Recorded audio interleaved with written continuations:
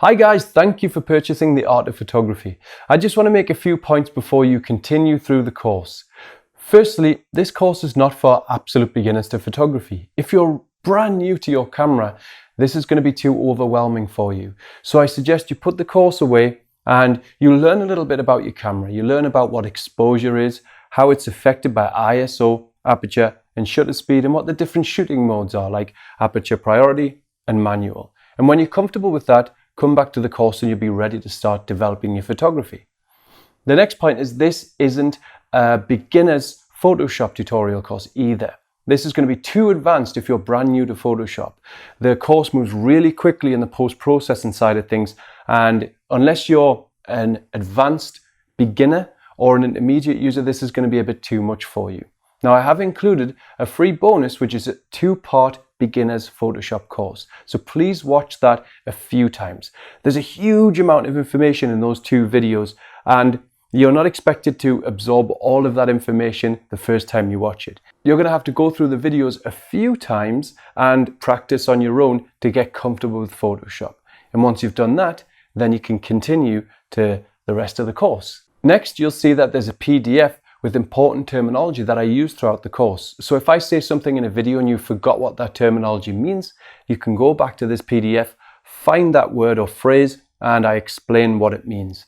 And also, I'm using a Nikon D800 in my videos, and that's what I'm going to use to demonstrate, but you might be using a different camera.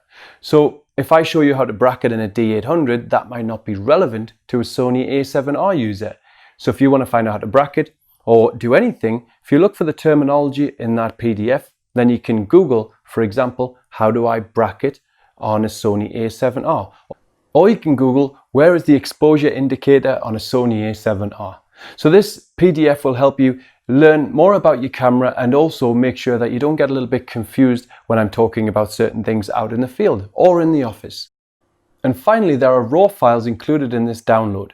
Now, I use the original RAW files in the video that you watch, but the RAW files that you have are DNGs, or otherwise known as digital negatives. So I took them into Photoshop and I converted them to digital negatives and then put them into your download. And that's because my files are 75 megabytes an image. But if I use the DNGs, they're about 25 to 30 megabytes an image. So it's a lot smaller in terms of downloading for you. You should have full access to the RAW file, but I'm not sure exactly how it'll render on your Photoshop compared to mine.